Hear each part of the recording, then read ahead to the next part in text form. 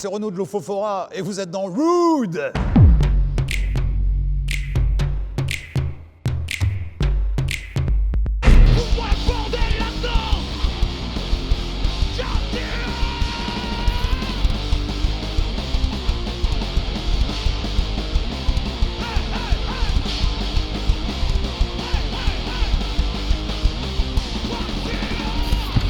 Juste après la période donc des Berus où tu avais tous les groupes, c'était les ceci, les cela, tu vois. Et on avait envie de se dénoter un petit peu de cette vague de groupes avec des noms un peu franchouillards. Et puis on n'avait pas envie de s'appeler avec un nom anglais. Et du coup, l'Ofofora, c'est le nom scientifique du peyote, qui est un cactus hallucinogène.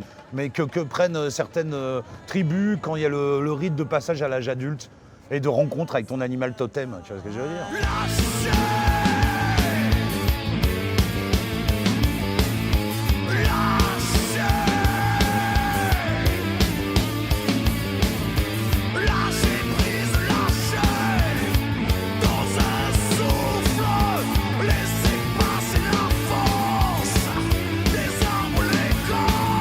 On avait été très frustrés parce que quand est sorti l'album Vanité, on a eu le temps de faire 20 dates. Notre tourneur, il nous en promettait au moins 80 de plus. Et puis ça s'est arrêté brutalement, quoi. Et bon, on est encore vivants, c'est ça qui compte. Mais là, du coup, on est reparti. On aborde la route sereinement et sauvagement. Jusqu'au dernier soupir, l'élixir dans l'enfer. Approchez, messieurs, dames, n'ayez pas peur. Et profitez-en, je vous le rappelle, cette semaine, pour toute lobotomie, la deuxième est gratuite.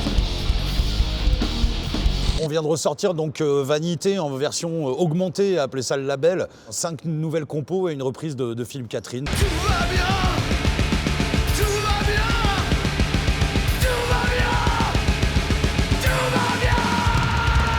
Quand t'as un crâne et puis des choses qui représentent le temps qui passe, ça s'appelle une vanité en fait. C'est un peu rappeler l'être humain à sa condition éphémère et de se dire arrête de te la péter et fais ce qu'il y a à faire s'il te plaît, quoi. Enfin nous c'est un petit notre message. Et quand on a envie de faire des choses différentes, en fait on se le permet sans se demander quel impact ça pourrait avoir sur notre public ou l'image qu'on a de nous. On s'en cogne un peu. 4999 amis à qui tu crois prendre la vie.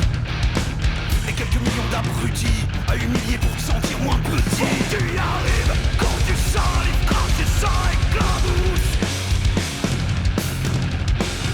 Les réseaux sociaux, ça a même, t'as l'impression de changer les comportements des gens, même dans leur façon de vivre au quotidien, même quand ils n'ont pas les yeux sur un écran. Donc forcément, cette révolution-là, le chaos climatique, c'est des choses qui nous ont toujours préoccupés. Enfin, moi j'ai écrit là-dessus déjà sur les premiers disques de l'OFO, sur la justice sociale, sur les émeutes, sur la colère du peuple qui gronde.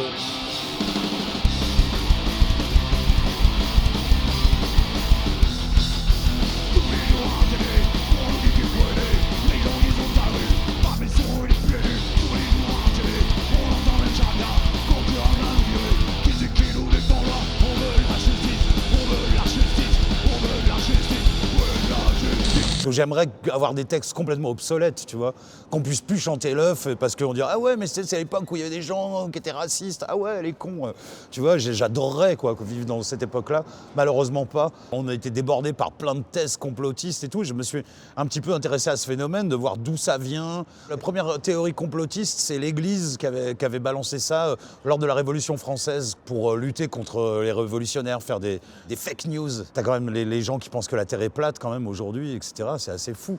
Et voilà, ce qui m'a le plus éclaboussé, c'est de me dire, comme si la vie n'était pas assez dégueulasse comme ça, il fallait qu'ils en rajoutent une couche. Elles hurlent comme les hyènes à nous coller la poisse. Les sirènes du bord de l'angoisse.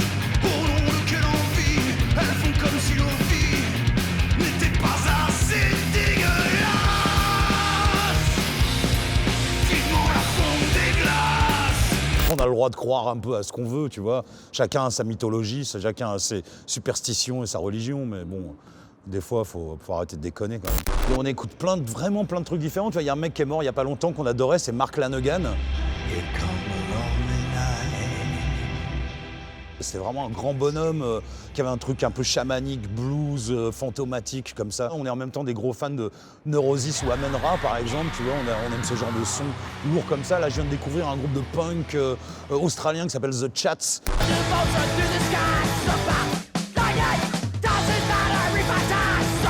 Et alors là c'est du punk 77 et voilà tous ces trucs là je kiffe quoi.